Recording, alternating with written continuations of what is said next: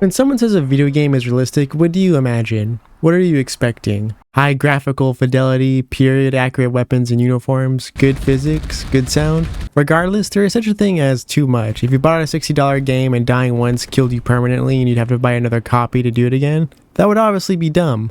But you would also obviously be lying if you said you didn't see the appeal of certain features that attempt to imitate reality. The biggest problem with the word realistic is that you can't draw a single line in the sand with it. What is great to one person is too realistic for another, and realism exists on a sort of spectrum of gameplay first to experience first, which are two different things. I'm going to define gameplay more as being the dopamine loops everyone loves, where that's just getting a couple of kills in a video game or finding some rare loot in an RPG. It's all about shooting up on that satisfying feeling of accomplishment. Then there is experience, which is less result oriented and more that feeling you have while playing. It's those moments you have where you're like under heavy fire in one game or just exploring Skyrim when that music kicks in. It's a vibe. Now this is where authenticity sort of resides. It doesn't make up experience, but it's part of it in many video games and also movies, but I want to stay focused on video games. Skyrim doesn't have any authenticity really, but it has an experience.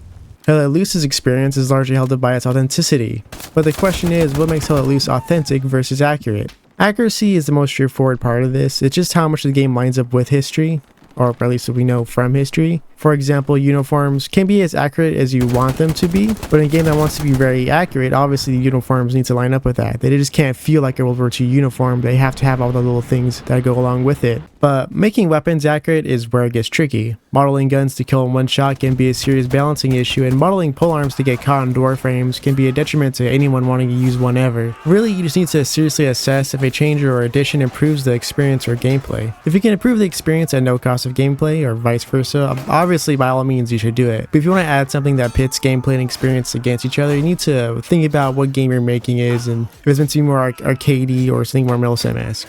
Right, that should be obvious. I think my sort of thesis is that you need to ask yourself your motive and goal behind adding or wanting something added before you play a game between authenticity and accuracy. To get some of that out of the way, if you're some sort of bacterium on the foot of the culture war and your primary concern is the demographic of people in any given game, you're almost a non-person, a fake voice, a gnat piloting a human body like it's a flesh mech. But accuracy and authenticity extend beyond a historical context. It also could mean whether or not the way physics work in a game are believable, not just whether or not the velocity on a tank round is as high as it should be, but whether or not the survival mode in, say, Skyrim makes sense.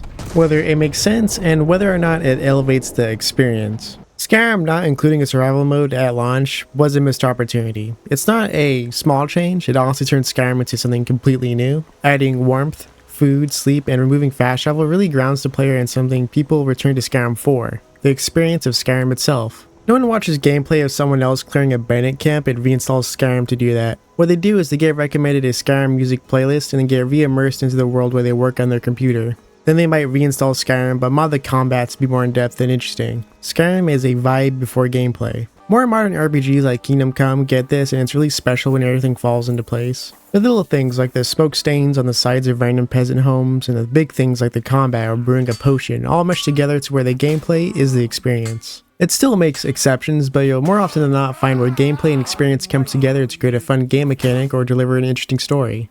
Both Skyrim and Kingdom Come kind of do this, but Skyrim being a fantasy setting is more interesting because there's almost no authenticity to actually cling to. Or I guess real history was the correct word, but if you treat it like a real world with a real history, you can begin to ask questions like, is this castle really 1,000 years old? It can't be because it's not real, but if it can sell you that idea and universe, then it is. You shouldn't be expected to suspend your disbelief at something that shouldn't be there because you're in a fantasy land. It's still a constructed fantasy land and it still has rules. As a sort of example, the Dwemer ruins of Skyrim aren't there just because they're cool. I mean, they are cool, but they have a context that stretched back to even before Skyrim's founding and appeared in previous games. Like, there are robots that exist within a fantasy setting, so they should feel more out of place, but it just works. Well, it works because it feels like loosely sci-fi stuff mixed with medieval fantasy stuff. Like, look at the Dwemer ruins. It's all like stone. It's been carved out real cool with the giant metal pipes going through.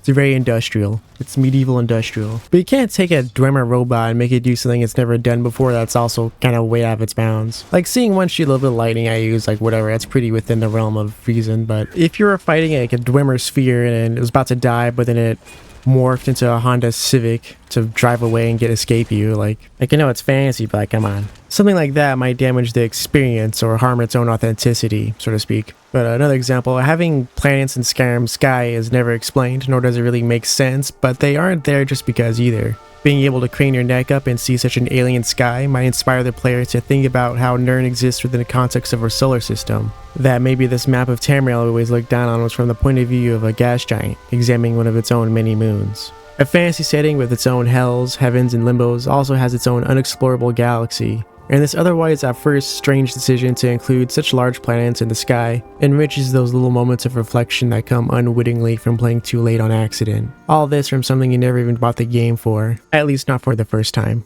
Accuracy versus authenticity is kind of a fake battle. Even gameplay versus experience melts away in some contexts. Ultimately, none of it matters, besides whether or not you have fun playing your little stupid game.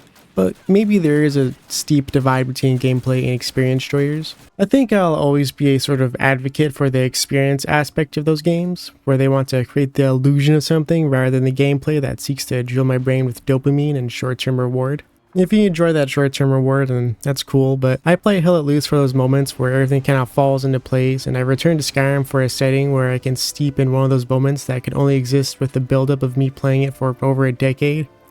And I get sucked into War Thunder because I am not above the dopamine machine. But maybe one day War Thunder will use all their vehicles to create a truly unique experience at some point instead of just CSGO in wheelchairs. But yeah, that's not going to happen. This was just a quickie, but be sure to like, comment, and subscribe and stuff, and I'll see y'all later.